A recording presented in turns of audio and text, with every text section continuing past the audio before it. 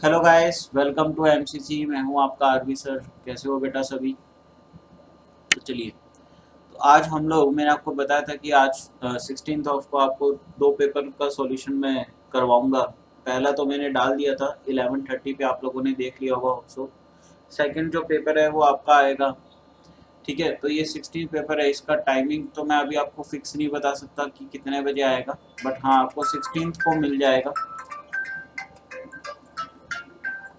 Clear? तो ये चीज़ रहेगी यहाँ पर। तो आज हम लोग 57 नंबर पीछे से, हम लोग, मैंने आपको बताया था कि एक पेपर हम लोग आगे से स्टार्ट करेंगे और एक हम लोग पीछे से स्टार्ट करेंगे। क्लियर? क्लियर है गाइस? चलिए, तो स्टार्ट करते हैं हम लोग। मैं मोबाइल को थोड़ा सा साइलेंट मोड पे डाल दूँ, दुखी नहीं करेगा। ठीक है, ये लो। चलो, तो स्टार्ट करते हैं बेटा। 57 नंबर पेपर है।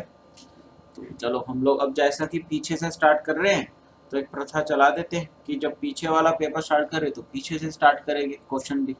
पीछे से स्टार्ट करने का मतलब कि हम लोग लास्ट क्वेश्चन को पहला क्वेश्चन बनाएंगे। ठीक है ना, 25वें से स्टार्ट करेंगे हम लोग, और जो आगे से स्टार्ट होगा उसमें आगे से स्टार्ट कर देंगे। ठीक है, चलिए बेटा, पहला क्वेश्चन करते हैं। पहला क्वेश्चन है मेलोनिक एसिड। मेलोनिक एसिड क्या होता है बेटा, अगर आप लोगों को पता हो तो?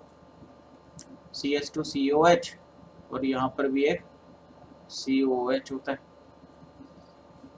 इसका रिएक्शन P2O5 के साथ करवाते हैं। तो ये क्वेश्चन किस में दिया हुआ है बेटा? एनसीईआरटी एग्जाम्पलर में दिया हुआ है। सीधा सा क्वेश्चन है। हमेशा एक चीज याद रखना, क्योंकि मैकेनिज्म इसका बहुत बेकार है। ठीक है, इतना बड़ा मैकेनिज्म है, आप कर नहीं पाओगे। तो मेलोनिक एसिड को जब भी, ठीक है, फॉस्फोरस पेंटा ऑक्साइड के साथ आप रिएक्ट करवाते तो हमेशा ये क्या बनाते हैं? C3O2 बनाता है। क्या बनाता है? C3O2, कार्बन सब ऑक्साइड। क्लियर? कार्बन सब ऑक्साइड। इसका फॉर्मूला क्या होता है बेटा? ये आपने रेडॉक्स में भी पढ़ा होगा, एक्सेप्शनल केस है। कितने सिग्मा बॉन्ड है इसके अंदर? चार है, क्योंकि डबल बॉन्ड के अंदर एक सिग्मा एक पाई होता है, तो चार सिग्मा प्लस चार पाई हो गए, तो टोटल हो गए 8। इसने बोला तो total number of sigma and pi bonds, तो 8 आंसर आ गया बेटा पहले का। क्लियर? अगला क्वेश्चन है, टू इंपॉर्टेंट नोट्स दे रखे इसने, malachite and carnallite. What is Y-X? तो मेलेटाइट में ये जो वाटर के मोल्स होते हैं जीरो होते हैं बेटा, जीरो H2O होते हैं। मेरे को तो जीरो ही ध्यान है। ठीक है ना, मेरे अकॉर्डिंग मेलेटाइट में यहाँ पर क्या होता है? जीरो होता है। मतलब इसका फॉर्मूला सिर्फ इतना होता है, CuCO3 होल ट्वाइस। और जो कार्नेलाइट होता है वो y का वैल्यू कितना आता है? 6। तो Y-X बोले तो इसका आंसर कितना आ जाएगा? 6। मेरे अकॉर्डिंग 6 आंसर आना चाहिए, क्योंकि मेरे को तो मेलेटाइट का फॉर्मूला इतना ही ध्यान है। ठीक है, ये इसमें वाटर हाइड्रेट के मोल नहीं होते, और उसमें तो अपने को पता ही है कार्नेलाइट में 6H2 होता है, तो मेरे अकॉर्डिंग 6 आना चाहिए। बाकी आप फिर भी एक बार चेक कर लेना।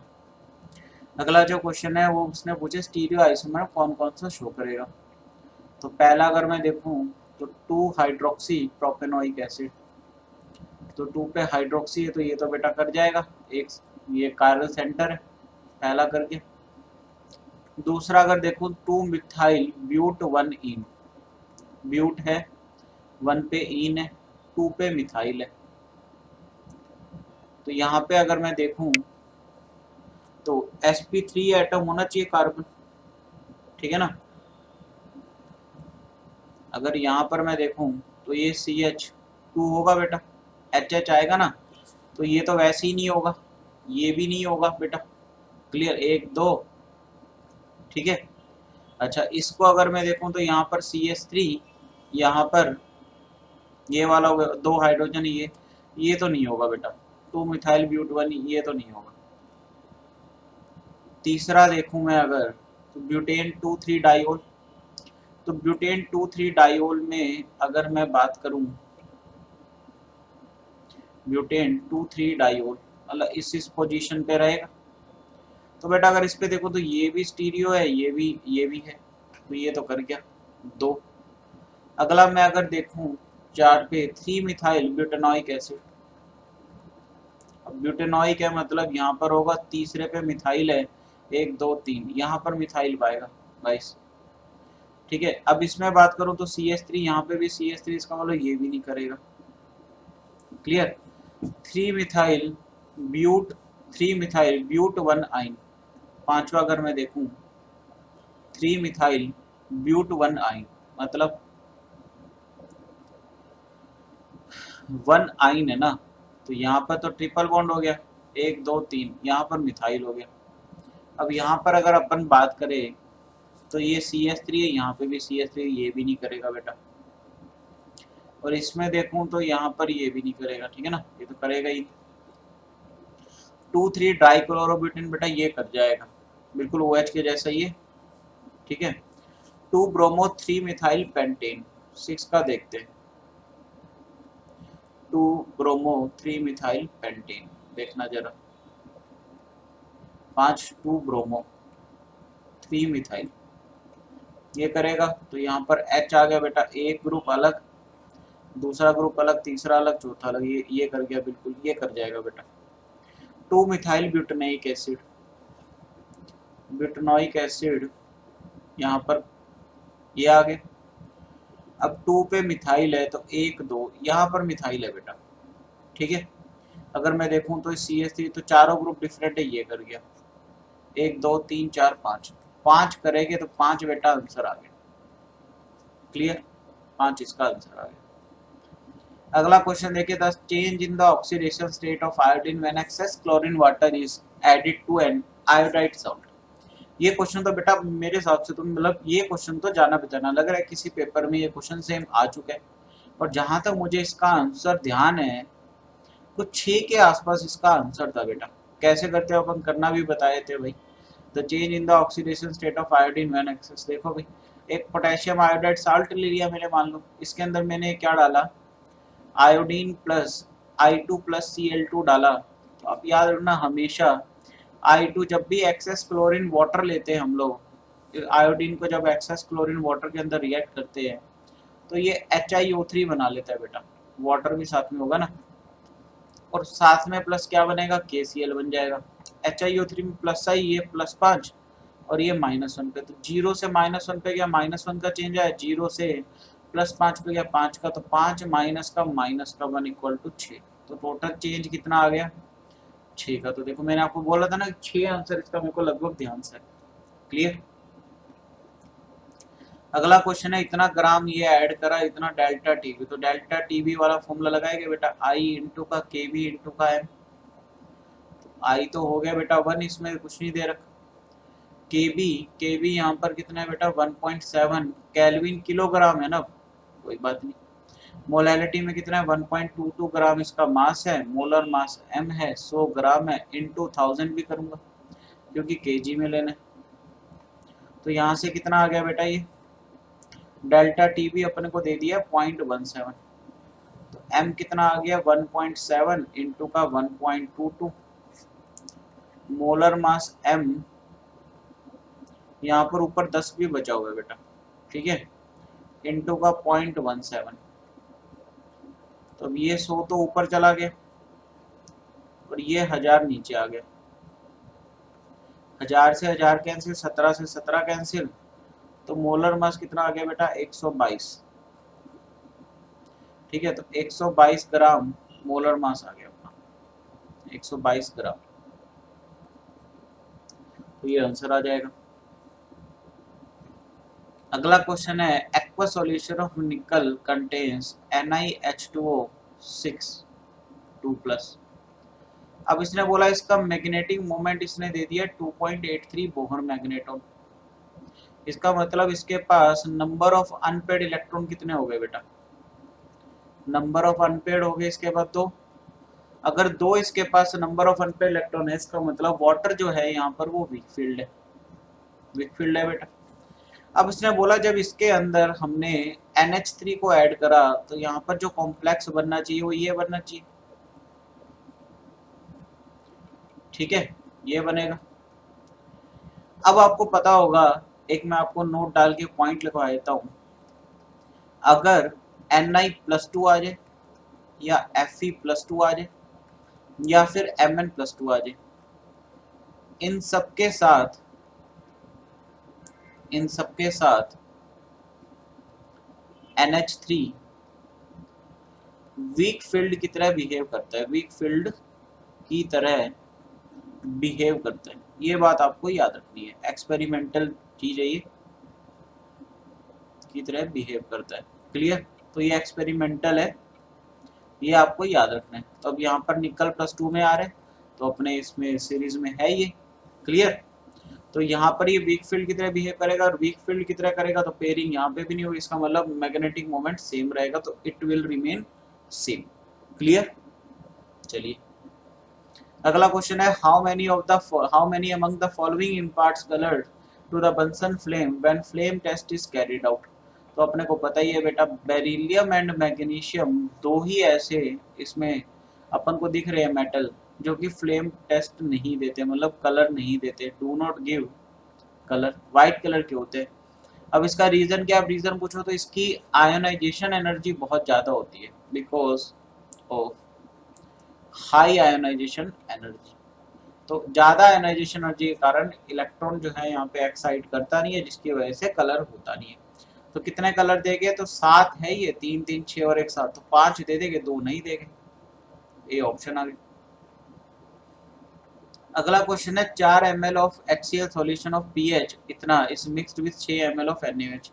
तो देखो बेटा, HCl और NaOH का रिएक्शन है, तो ये तो एसिड बेस रिएक्शन है, न्यूट्रलाइजेशन रिएक्शन होगी।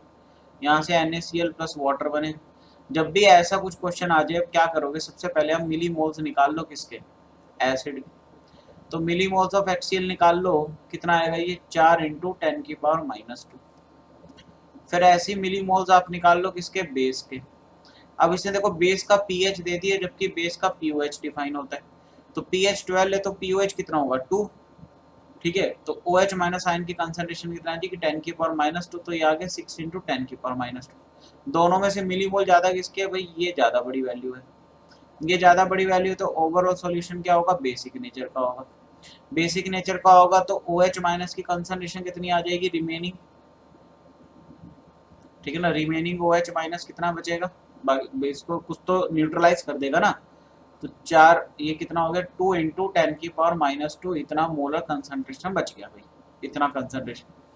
अब मेरे को क्या निकालना है भाई, टोटल मेरे को कंसंट्रेशन निकालनी, पीएच निकालना है फाइनल सॉल्यूशन का। तो कंसंट्रेशन कैसे होगी, जब ऐड करेंगे इन दोनों को तो मिक्सिंग वॉल्यूम तो ऐड होगा ना, तो 2 × 10⁻²/10 भी होगा, तो ये हो गया 2 × 10⁻³ अब यहाँ से मैं पीओएच निकाल लेता हूँ। पीओएच कितना आएगा जी, माइनस लो 2 × 10⁻³ तो ये आ गया माइनस का log 2 प्लस का 3 log 10। ठीक है ना, 3 log 10। तो माइनस का 0.2 कितना होता है जी, log 2 सॉरी 0.30 प्लस का 3, तो ये आ गया पीओएच आ गया साहब 2.7। तो पीएच कितना आ गया साहब 11.3। तो बी ऑप्शन मेरे को दिख गया। क्लियर? ये तो बड़ा सिंपल है बेटा, ठीक है ना। ये तो आप कहीं भी आपने बहुत बार देखा ही होगा, ये कंपाउंड बड़ा फेमस है, आपने कहीं से भी कोचिंग ली होगी, तो लगभग हर कोई टीचर इस क्वेश्चन को तो जरूर करवाता है, बड़ा इंपॉर्टेंट क्वेश्चन है।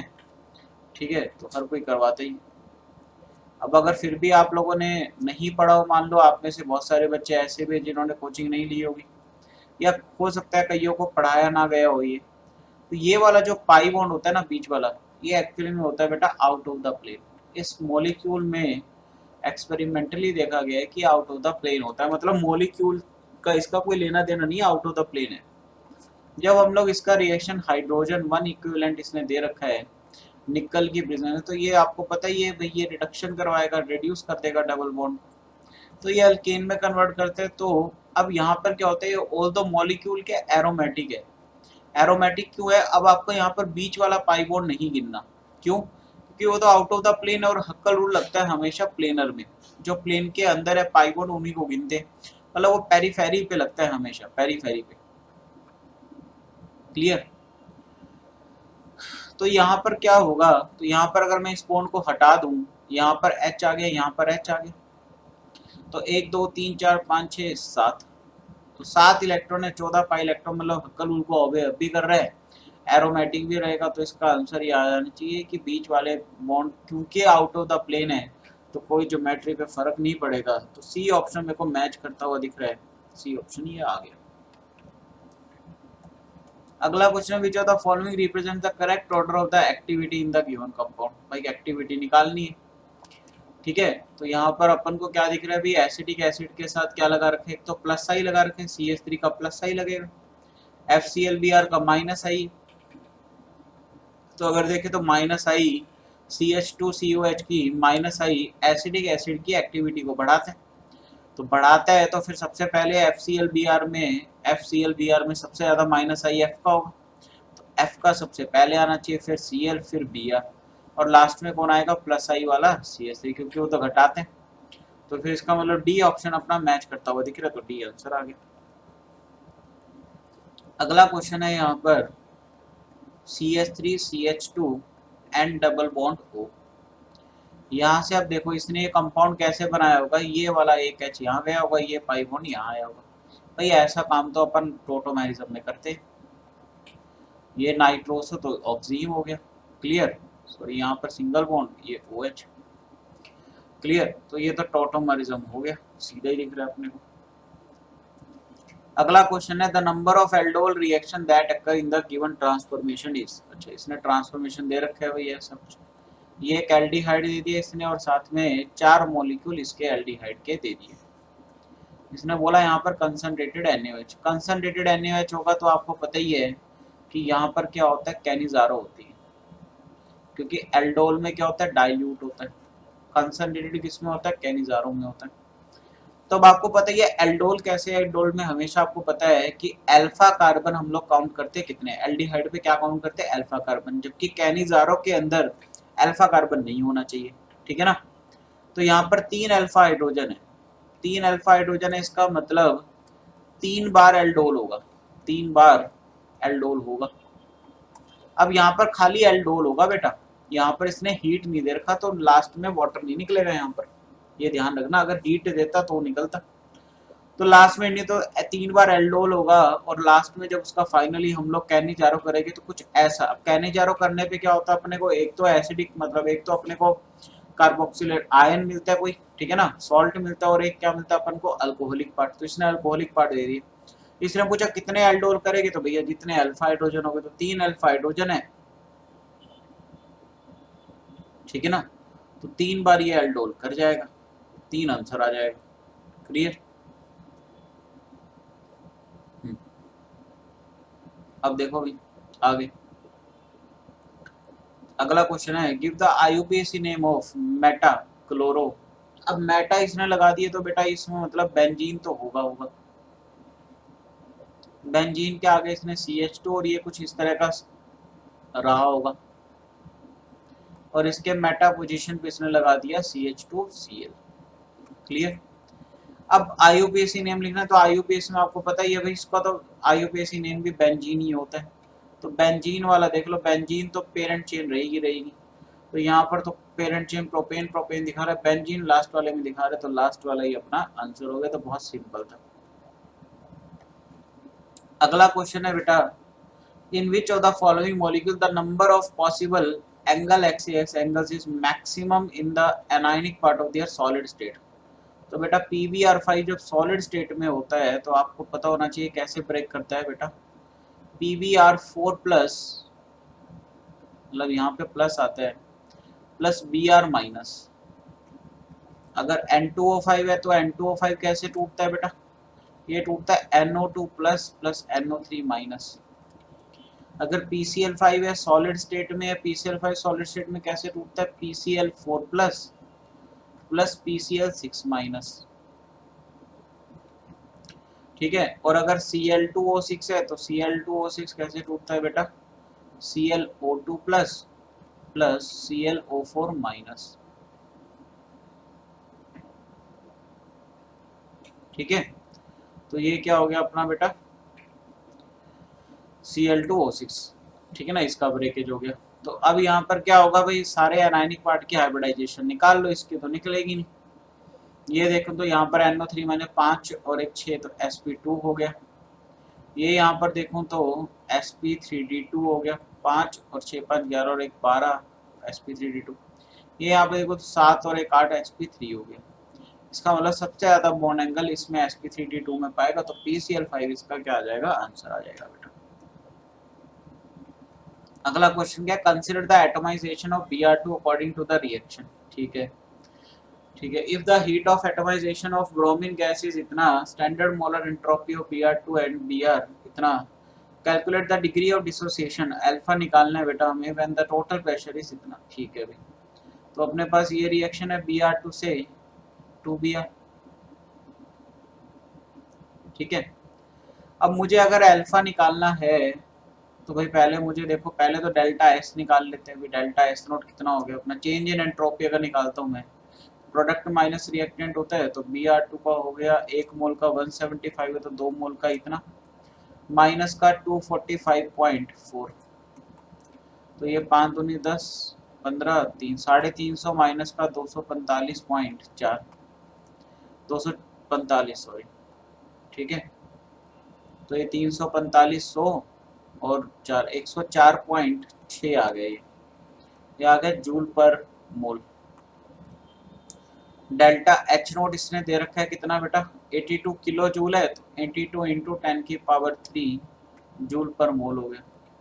तो क्या यहाँ से delta G nought equal to delta H nought minus का टी डेल्टा एस नोट लगाएंगे, तो यहाँ से डेल्टा जी नोट मैं निकालूंगा तो कितना आ जाएगा, 82,000 माइनस का 500 इंटू का 104.6। अब इसको सॉल्व करते हैं अपने, कितना आ गया, नहीं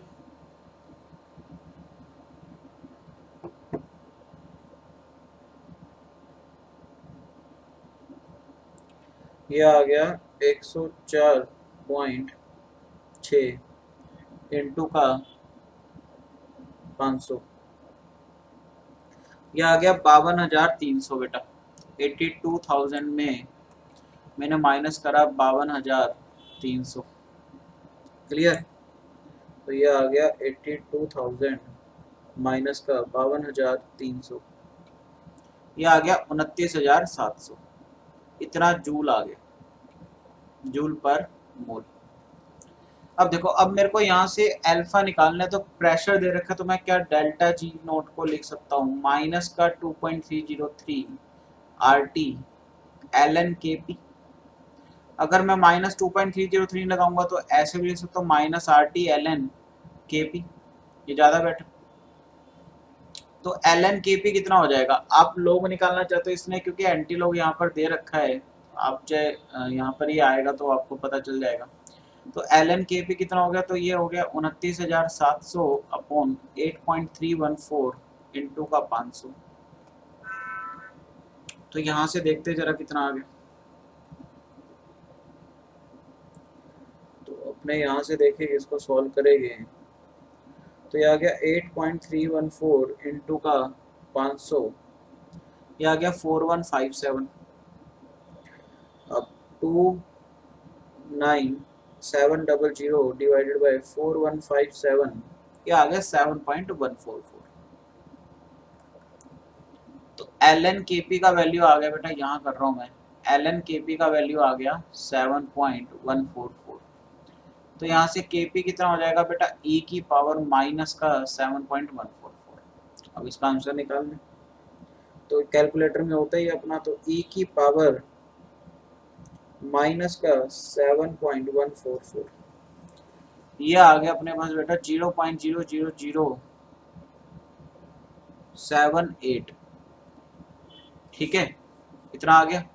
इसको मैं क्या लिख सकता हूँ, 1 2 3 4 7.89 प्लस 7.9 ही लिख लेता हूँ लगभग, 7.9 इंटू 10⁻⁻4 आ गया, 7.9 इंटू 10⁻⁻4। ठीक है, ये यहाँ पे इसने 7.02 दे रखा है, जबकि अपना आंसर आ रहा है 7.14, तो निकालना पड़ेगा यहाँ पर बेटा। ठीक है, इतना आ गया, KP आ गया इतना, KP अपने को इतना दे दिया। अब मेरे को अल्फा निकालना है, इसका मतलब मुझे KP और अल्फा में कोई ना कोई रिलेशन निकालना पड़ेगा।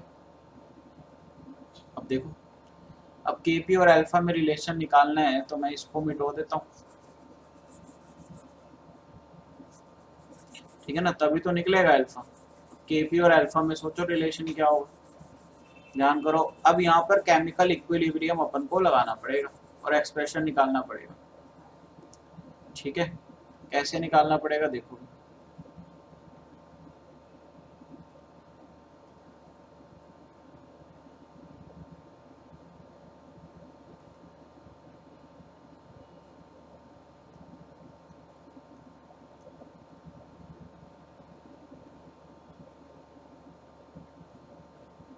सिलेक्ट नहीं हो रहा बेटा, ये हो गया।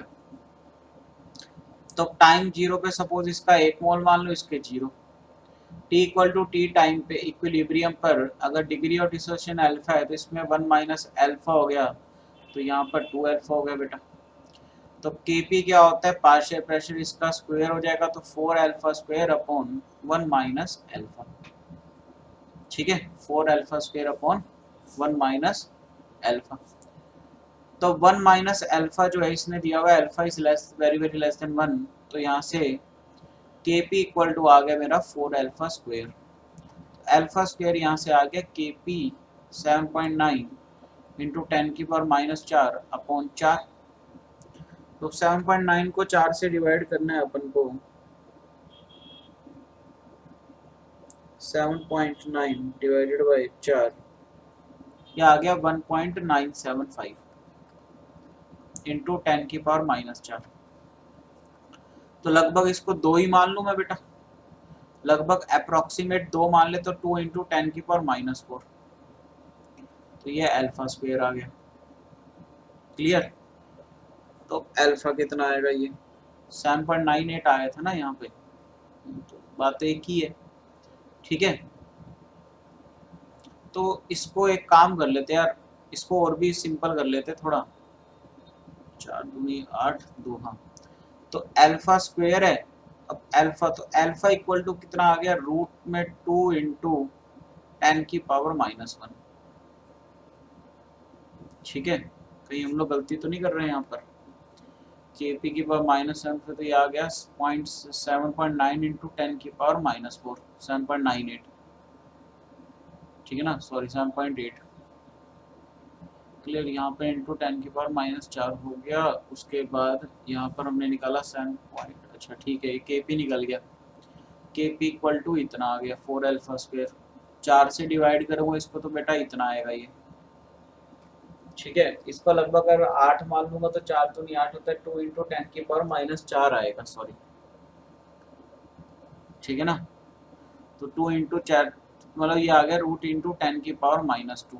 रूट 2 कितना होता है बेटा, 1.44 इंटू 10 की पावर माइनस 2।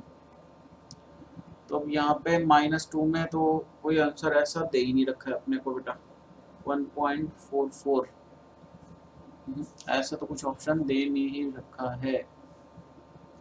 40 एटीएम है ना, 40 एटीएम प्रेशर है, एक मिनट, के पी इक्वल टू इतना है और अल्फा निकालना है मुझे।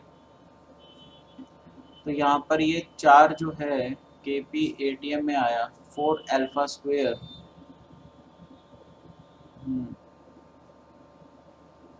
अरे एक मिनट, टोटल प्रेशर भी तो आएगा ना यार, अरे हम लोग गलत कर गए बेटा, ये 4 अल्फा स्क्वायर इंटू पी भी आएगा बेटा, यहाँ पर पी भी आएगा ना टोटल प्रेशर, ठीक है। तो ये पी तो हम लोग लगाना भूल गए, इंटू का 40 भी होगा ये, ठीक है। 4 अल्फा स्क्वायर इंटू का पी आएगा ना यहाँ पर बेटा, तो 40 होगा तो 160 होगा, तो यहाँ पर 160 से डिवाइड करना था, यही हम लोग गलती कर गए। रुको एक मिनट, तो अब इसको 8 मान लो, एक मिनट यहाँ से एक बार हम लोग द्वारा करते हैं, 160 आएगा, तो अल्फा स्क्वायर इक्वल टू आ गया 8 इंटू 10 की पावर माइनस 4 अपॉन 160, तो ये आ गया 20, 8 तो 19 वाला 1/20, तो 1/20 होता है बेटा कितना, 0.5 हो गया, 1/2 इंटू 10 की पावर माइनस का 5, तो ये हो गया 5 इंटू 10 की पावर माइनस 6 या 0.5, तो ये तो आ तो अभी भी नहीं रहा आंसर, कुछ ना कुछ तो यहाँ पे गड़बड़ है।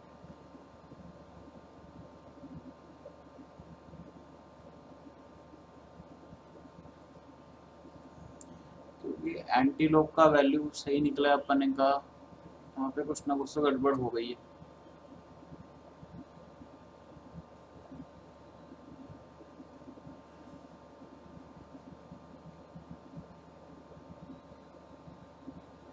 ठीक है, फिर एक काम करते हैं, इसको मैं या तो देखता हूँ दोबारा एक बार, आपको ना टेलीग्राम चैनल पे इसका सॉल्यूशन मैं दे देता हूँ एक बार दोबारा सोल्व करके, भी वीडियो को लंबी क्यों करे ना, फिर उसमें कुछ ना कुछ गलती हो गई हमारे से।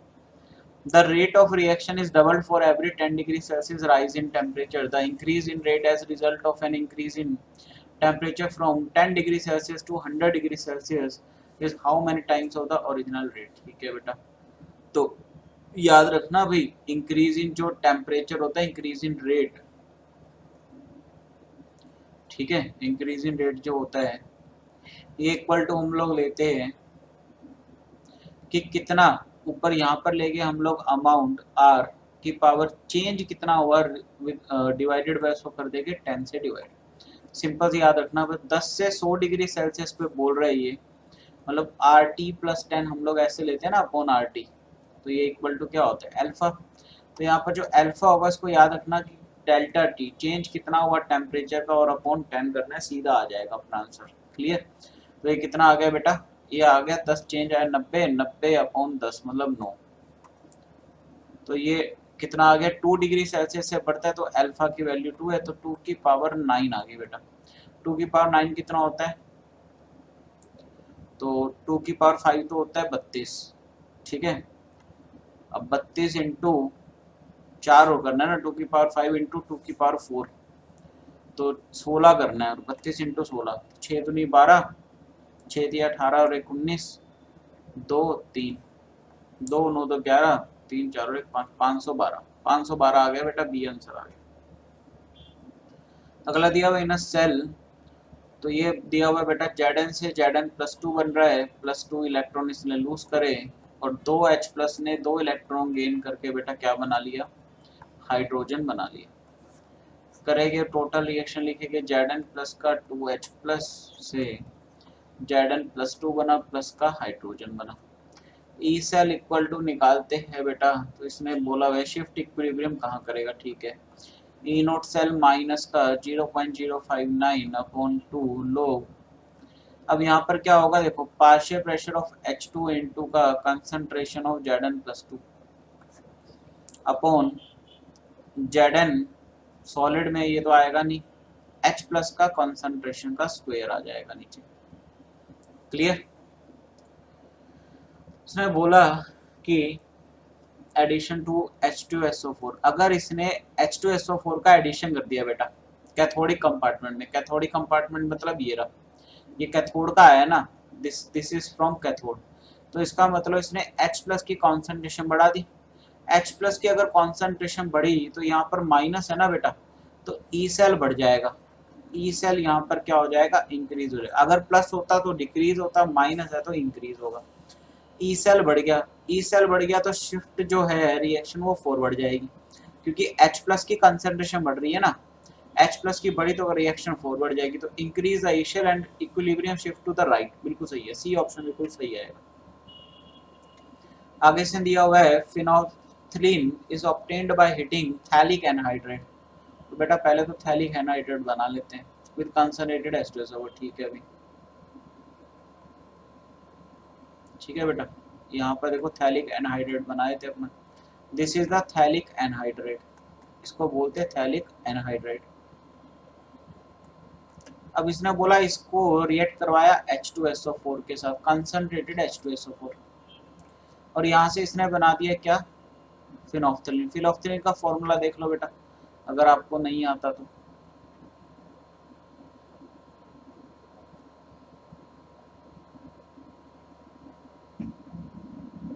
कुछ इस तरह का होता है, इसमें 2 फिनोल जुड़े होते हैं, ठीक है, दिस इज द फिनोल्फ्थालीन। अब देखो कंसंट्रेटेड H2SO4 क्या है, डिहाइड्रेटिंग एजेंट है, डिहाइड्रेटिंग एजेंट है, इसका मतलब क्या, पानी निकाला होगा। अगर मैं रिएक्शन को उल्टा कर दूं, मतलब मैं प्रोडक्ट से रिएक्टेंट बनाना चाहूँ, ठीक है ना, उल्टा करके देखते हैं, उल्टा करूंगा तो मैं वाटर इसमें से निकालूंगा, सॉरी वाटर डालूंगा इसमें, सॉरी वाटर का अटैक कराऊंगा, वाटर का अटैक कराऊंगा तो ये बॉन्ड हट जाएगा, ये बॉन्ड हट जाएगा तो बेटा क्या बनेगा देखो जरा,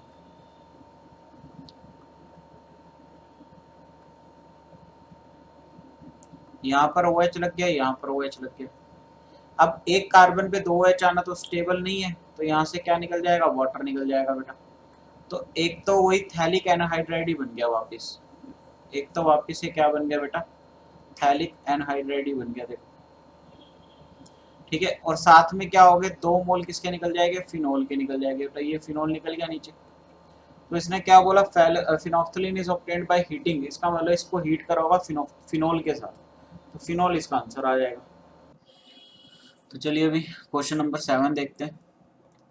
क्वेश्चन नंबर 7 में मिक्सचर ऑफ दे रखा है CH4 एंड C2H2 का। तो एक कंटेनर में मिक्सचर है भाई CH4 एंड C2H2 का, इसने दे दिया occupied a certain volume at a total pressure equal to 63 टोर, मतलब इसने इनका टोटल प्रेशर दे दिया है, तो P टोटल इसका दे दिया 63 टोर।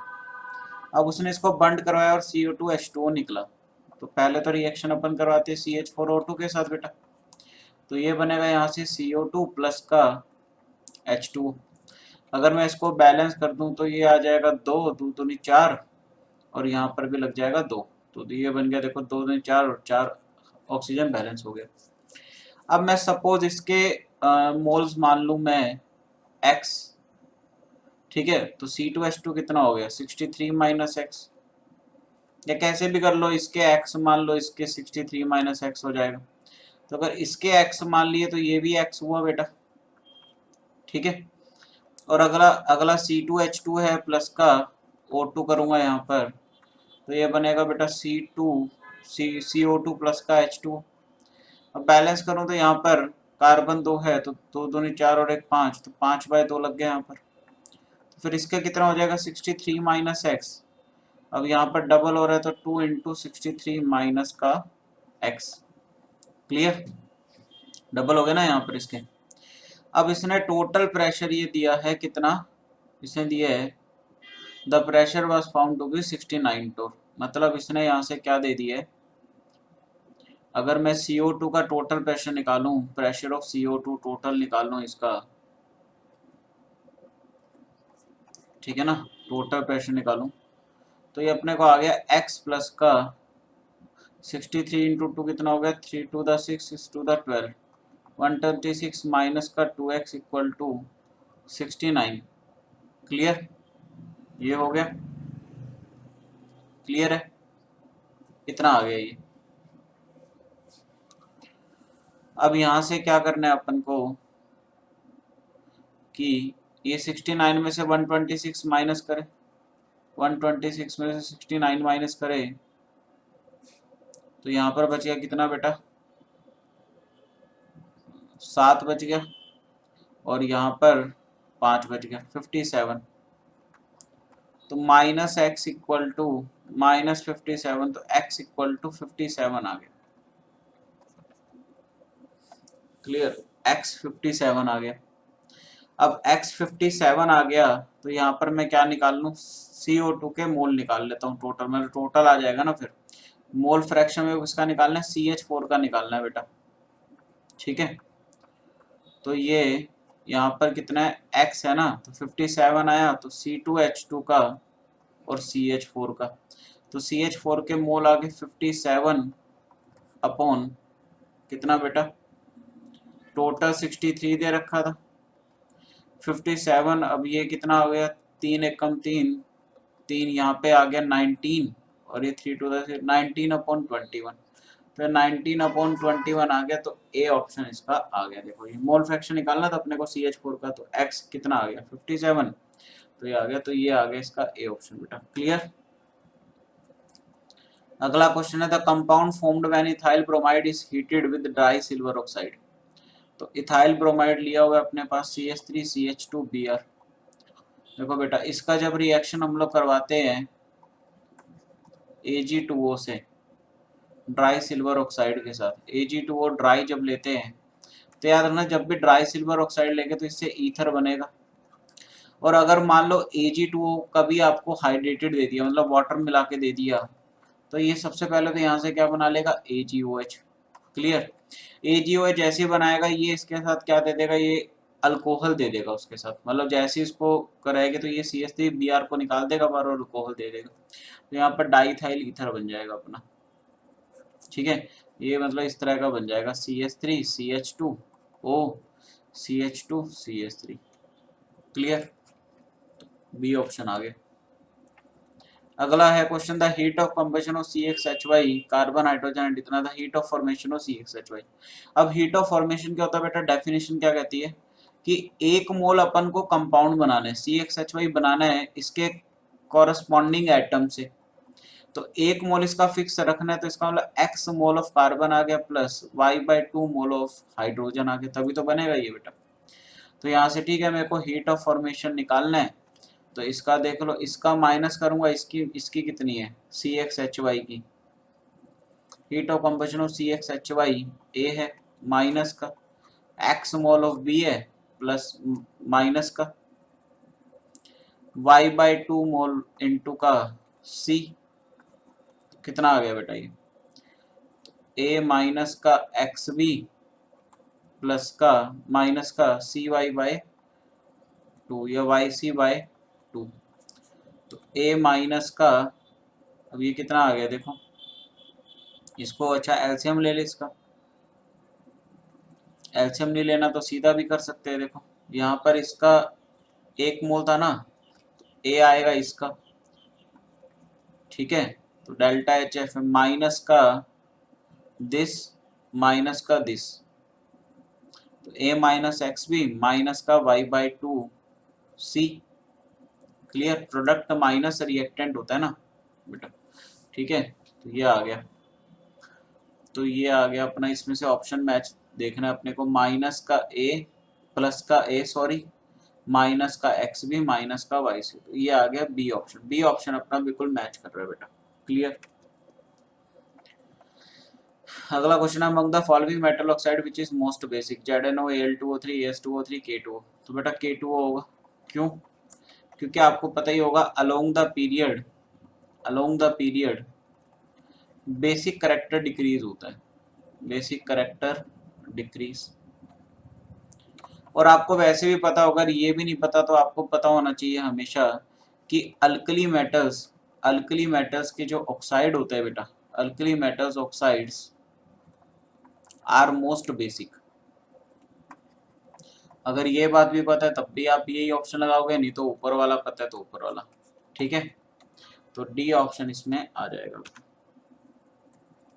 तीसरे क्वेश्चन की बात करूं, the species in which the nitrogen atom is in state of sp hybridisation, देखिए पहला 5 और एक 6 sp2 नहीं NO2 5, NO2 में कितना आएगा, इस तरह होगा NO2,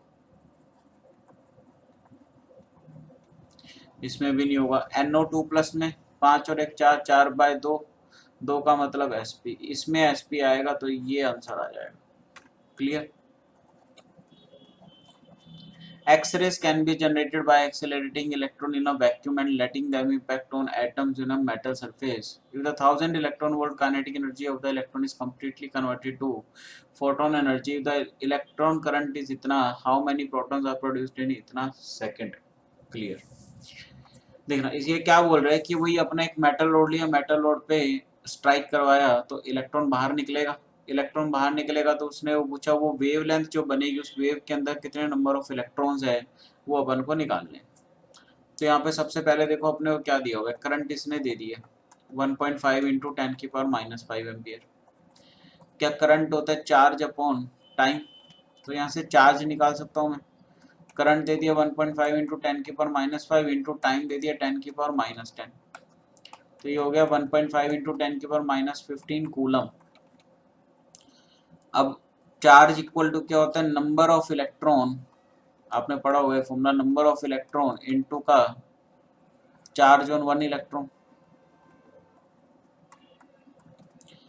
तो इसको n मान लो इनटू 1 इलेक्ट्रॉन पे चार्ज कितना होता है 1.6 इंटू 10⁻⁻19, ये कितना है 1.5 इंटू 10⁻⁻15, तो n जो आ गया वो लगभग मेरा यहाँ से 4 के बराबर आ गया, सॉरी मतलब इसको मैं 1.5 ही मान लूँ तो लगभग 4 है, बट 4 से अपने को पता है छोटा आएगा।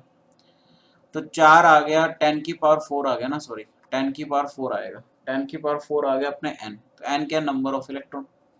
तो अब जितने ये इलेक्ट्रॉन्स ही बताने थे अपने को, फोटॉन्स ही, तो नंबर ऑफ इलेक्ट्रॉन आ गया 10⁴ के आसपास आएगा, उससे थोड़ा छोटा आएगा। तो छोटा छोटा देख लो 9375 दिख रहा है, तो ए ऑप्शन आ जाना चाहिए पहले में। ठीक है, अगला लास्ट क्वेश्चन है, first number question, which one of the following transition metal ion is diamagnetic. तो CO2 प्लस कोबाल्ट, तो कोबाल्ट होता है 7D7 होगा, नहीं होगा भाई डायमैग्नेटिक। Ni2 प्लस नहीं होगा, 8 तो अनपेड बचे। कॉपर 2 प्लस एक बचेगा भाई, D10 होता है ना, 4s1 होगा, ये भी अनपेड हो जाएगा। Zn2 प्लस में होता है तो डी ऑप्शन आ जाएगा, तो डी ऑप्शन यहाँ पर मैच कर गया। क्लियर, क्लियर है बेटा, डी ऑप्शन यहाँ पर मैच कर गया। तो जो भी है ये हमारा पेपर हो गया। और हाँ, एक क्वेश्चन वो मैं टेलीग्राम पर आपको सॉल्यूशन उसका करके देता हूँ, हो सकता है कुछ गलती होगी, या अभी भी देख लेते हैं, एक बार चेक कर लेते हैं वापस से, फिर टेलीग्राम पे करना नहीं पड़ेगा। कौन सा था वो, 10 कौन सा था यार वो, ये रहा 11वां था ना। हमने क्या करा था यहाँ पर, 4α² P इक्वल टू इतना अपना, ये छोड़ दो, इसको हटा दो, इस सारे को। अपना यहाँ से था 4α² P/1 - ये तो हट ही गया, ये तो 1 के इक्वल ही हो जाएगा। तो यहाँ से Kp कितना आया था अपना बेटा, Kp अपना आ गया था 7.9 × 10⁻⁻4, लगभग 8 ही मान लो इसको। 8/160, तो ये आ गया 1/20। 1/20 आता है 0.05 आएगा बेटा यहाँ पर, ये देखो 0.05। तो ये आ गया 5 × 10⁻, कितना आ गया 0.05 × 10⁻⁻4 है ना, -6 आ गया। तो ये आ गया 5 × 10⁻⁻6 आ गया। तो ये तो हो गया फिर आई थिंक। तो अल्फा इक्वल टू √5 × 10⁻⁻6। तो यहाँ से कितना आ जाएगा, 5 का 2.37 आएगा लगभग, × 10 तो हो गया।